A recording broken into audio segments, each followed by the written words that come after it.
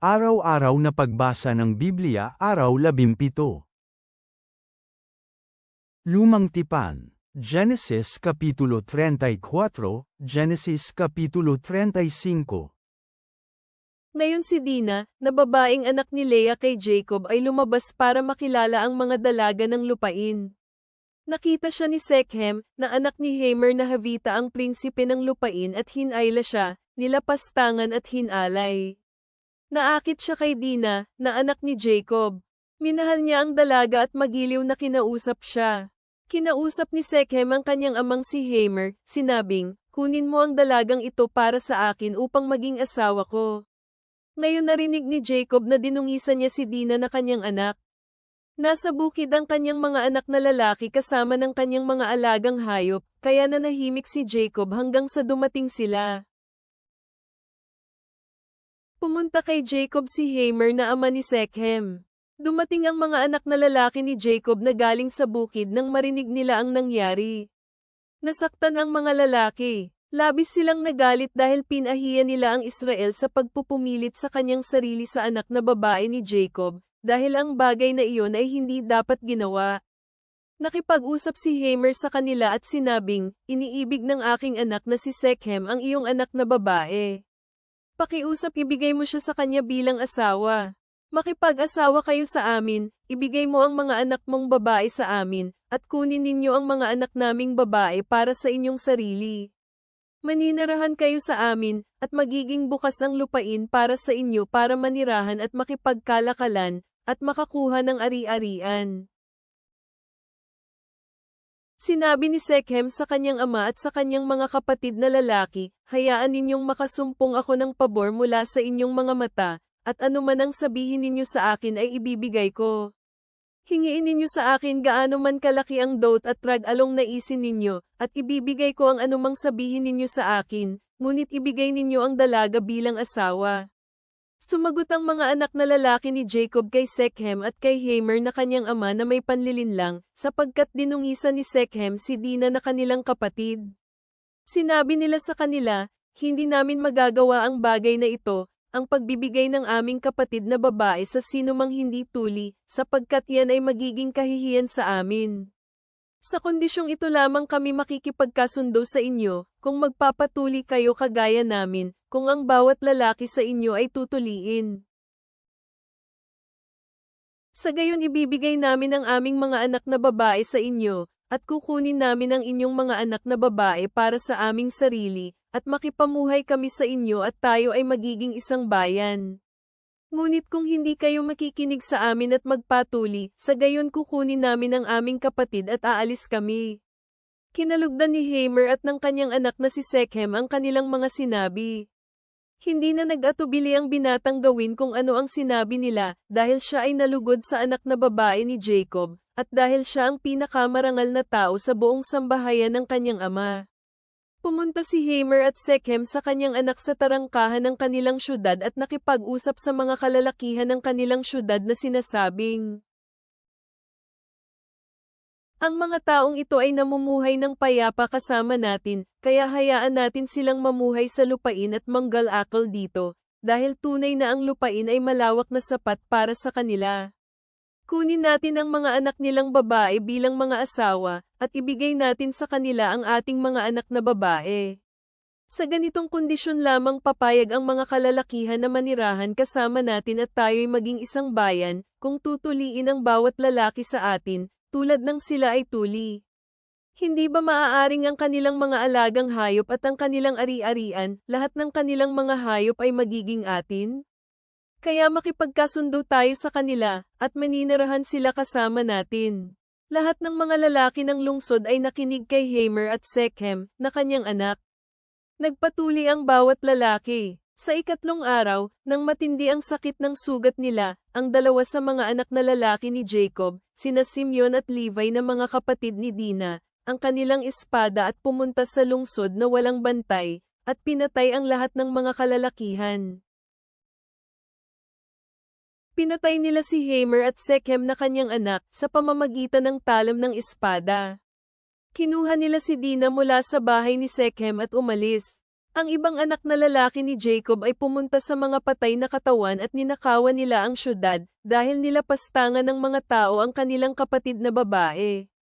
Kinuha nila ang kanilang mga kawan, mga pangkat ng hayop, mga asno at lahat ng bagay na nasa syudad at nakapalibot na mga bukid kasama ang lahat ng kanilang kayamanan. Hinuli nila ang lahat ng kanilang mga anak at mga asawa. Kinuha nila maging ang lahat ng bagay na nasa mga bahay. Sinabi ni Jacob kay Simeon at Levi, "Nagdala kayo ng gulo sa akin upang bumaho ako sa mga naninirahan sa lupain, sa mga Kananiyo at mga Perezeo. Kakaunti na lamang ang aking bilang. Kung iipunin nila ang kanilang mga sarili laban sa akin at lulusubin ako, malilipol ako at ang aking sambahayan." Ngunit sinabi ni Simeon at Levi, "Maaari bang pakitunguhan ni Shechem ang aming kapatid na katulad ng babaeng bayaran?" Sinabi ng Diyos kay Jacob, "Humayo ka, pumunta ka sa Bethel, at manatili roon. Gumawa ng altar doon sa Diyos na nagpakita sa iyo nang ikaw ay tumakas mula kay Esau na iyong kapatid." Pagkatapos sinabi ni Jacob sa kanyang sambahayan at sa lahat ng kasama niya, "Ilayo ang mga dayuhang Diyos na kapiling ninyo, linisin ang inyong mga sarili, at palitan ang inyong mga damit. Pagkatapos umalis tayo at pumunta sa Bethel. Magtatayo ako ng altar doon sa Diyos na sumagot sa akin sa araw ng aking paghihinagpis, at naging kasama ko saan man ako pamaroon." Kaya ibinigay nila kay Jacob ang lahat ng dayuhang mga Diyos na nasa kanilang mga kamay at mga hakaw na nasa kanilang mga tainga. Inilibing ni Jacob ang mga ito sa ilalim ng puno ng kakayuhang malapit sa Sequem. Habang naglalakbay sila, ginawa ng Diyos na masindak ang mga syudad na nakapaligid sa kanila, kaya hindi hinabol ng mga taong iyon ang mga anak ni Jacob. Kaya dumating si Jacob sa Luz, iyon ay Bethel, na nasa lupain ng Canaan, siya at ang lahat ng mga taong kasama niya. Siya ay gumawa ng altar doon at tinawag ang lugar na El Bethel, dahil doon inihayag ng Diyos ng kanyang sarili sa kanya, nang tumatakas siya mula sa kanyang kapati. Namatay si Deborah, na tagapag-alaga ni Rebecca. Inilibing siya mula Bethel sa ilalim ng kakayuhang puno, kaya tinawag itong Alon Bakot. Nang si Jacob ay dumating mula sa Paddan Aram, nagpakita ang muli ang Diyos sa kanya at pinagpala siya. Sinabi ng Diyos sa kanya, "Ang pangalan mo ay Jacob, ngunit ang iyong pangalan mo ay hindi natatawaging Jacob. Ang pangalan mo ay magiging Israel." Kaya tinawag ng Diyos ang kanyang pangalang Israel. Sinabi ng Diyos sa kanya, "Ako ang makapangyarihang Diyos. Maging mabunga ka at magpakarami. Isang bansa at samahan ng mga bansa ang manggagaling sa iyo, at mga hari ang magiging mga kaapu-apuhan mo. Ang lupaing ibinigay ko kina Abraham at Isaac, ibibigay ko sa iyo. Sa iyong mga kaapu-apuhang susunod sa iyo akin ding ibibigay ang lupain." Umalis ang Diyos paakyat mula sa kanya sa lugar kung saan nakipag-usap siya sa kanya. Sinagtayo si Jacob ng haligi sa lugar kung saan nang usap sa kanya ang Diyos, isang haliging bato. Nagbuhos siya ng handog na inumin at nagbuhos ng langis doon. Pinangalanan ni Jacob ang lugar kung saan nang usap sa kanya ang Diyos, na Bethel. Naglakbay pa sila mula sa Bethel. Habang may kalayuan pa sila mula Ephrath, nakaramdam na si Rachel ng panganganak. Nakaranas siya ng matinding hirap sa panganganak. Habang siya ay nasa pinakamatinding kahirapan sa panganganak, sinabi ng hilit sa kanya, "Huwag kang matakot, dahil ngayon magkakaroon ka ng isa pang anak na lalaki." Habang naghihingalo siya, kasabay ng kanyang huling hininga pinangalanan niya siyang Benoni, ngunit ang kanyang ama ay tinawag siyang Benjamin. Namatay si Rachel at inilibing sa daan papunta sa Ephrath, iyon ay Bethlehem. Nagtayo si Jacob ng isang haligi sa ibabaw ng kanyang libingan. Iyon ang palatandaan ng libingan ni Rachel hanggang sa araw na ito. Si Israel ay naglakbay pa at itinayo ang kanyang tolda sa ibayo ng Migdal Eder. Habang nakatira si Israel pa sa lupaing iyon, sumiping si Reuben kay Bilha na ibang asawa kanyang ama, at narinig ito ni Israel. Ngayon si Jacob ay may 12 anak na lalaki. Ang kanyang mga anak na lalaki kay Leah ay sina Reuben, panganay ni Jacob, at si Simeon, Levi, Judah, Issachar, at Zebulun. Ang kanyang mga anak na lalaki kay Raquel ay sina Jose at Benjamin. Ang kanyang mga anak na lalaki kay Bilha, na babaeng lingkod ni Raquel, ay sina Dan at Naphtali. Ang mga anak na lalaki ni Zilpa, na babaeng lingkod ni Leah, ay sina Gad at Asher.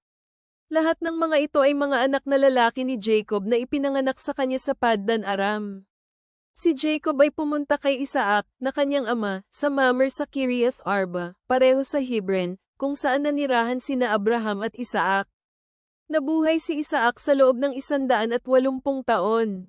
Inihinga ni Isaac ang kanyang huli at siya ay namatay, at tinipon siya sa kanyang mga ninuno, isang matandang lalaking ganap ang mga araw. Inilibing siya ng kanyang mga anak na sina Esau at Jacob. Bagong tipan. Matthew 46 minuto pasado alas 12:50, Matthew 13:1-17. Habang nagsasalita pa si Jesus sa napakaraming tao, masdan ito, ang kanyang ina at mga kapatid ay nakatayo sa labas, hinahanap siya upang kausapin. May nagsabi sa kanya, "Tingnan mo, ang iyong ina at ang iyong mga kapatid na lalaki ay nakatayo sa labas, hinahanap ka upang makausap." Ngunit sumagot si Jesus at sinabi sa kanya, "Sino ang aking ina? At sino ang aking mga kapatid?" Pagkatapos iniunat niya ang kanyang kamay sa kanyang mga alagad at sinabi, "Tingnan ninyo, nandito ang aking ina at ang aking mga kapatid. Sapagkat ang sino mang gumagawa sa kagustuhan ng aking amang nasa langit, ang taong iyon ay aking kapatid at ina." Sa araw na iyon ay lumabas ng bahay si Jesus at umupo sa tabi ng dagat. May napakaraming bilang ng tao ang pumalibot sa kanya kaya sumakay siya sa isang bangka at umupo doon. Ang lahat ng tao ay tumayo sa dalampasigan. At nagsabi si Jesus sa kanila ng maraming bagay sa pamamagitan ng talinghaga. Kanyang sinabi, "Masdan ito, isang manghahasik ang lumabas upang maghasik." Sa kanyang paghahasik, nahulog ang ilang mga binhi sa tabi ng daan, dumating ang mga ibon at kinain ang mga ito. Ang ibang mga binhi naman ay nahulog sa mabatong lupa kung saan kakaunti lamang ang lupa. Ang mga ito ay mabilis na tumubo sapagkat mababaw lamang ang lupa. Ngunit nang sumikat na ang araw, ang mga ito ay natuyo dahil wala itong mga ugat, at nalanta ang mga ito. Ang ibang mga binhi ay nahulog sa may mga matitinik na halaman. Lumaki ang mga halamang may tinik at sinakal ang mga ito. Ang ibang mga binhi ay nahulog sa mabuting lupa at ang mga ito ay namunga, ang iba ay tig-100, ang iba ay tig-60, at ang iba ay tig-30. Ang may taingang pandinig, ay makinig. Dumating ang mga alagad at sinabi kay Jesus, "Bakit mo kinakausap ang mga tao sa pamamagitan ng mga talinghaga?" Sumagot si Jesus at sinabi sa kanila, "Nabigyan kayo ng pribilehiyo ng pagkaunawa sa mga hiwaga ng kaharian ng langit, ngunit sa kanila ay hindi naibigay. Dahil kung sino man ang mayroon na ay higit pang mabibigyan at siya ay magkakaroon ng sagana. Ngunit ang sino man na wala, kukunin sa kanya maging ang tanging mayroon siya. Kaya kinakausap ko sila sa pamamagitan ng mga talinghaga, sapagkat kahit na sila ay nakakakita, hindi sila tunay na nakakakita. At bagaman nakaririnig sila ay hindi naman sila tunay na nakaririnig, ni hindi sila makaunawa." Sa kanila natupad ang propesya ni Isaias, na nagsasabi, "Habang pinakikinggan ay inyong maririnig, ngunit hindi ninyo talaga maintindihan, habang tinitingnan ay inyong nakikita, ngunit hindi ninyo talaga maunawaan."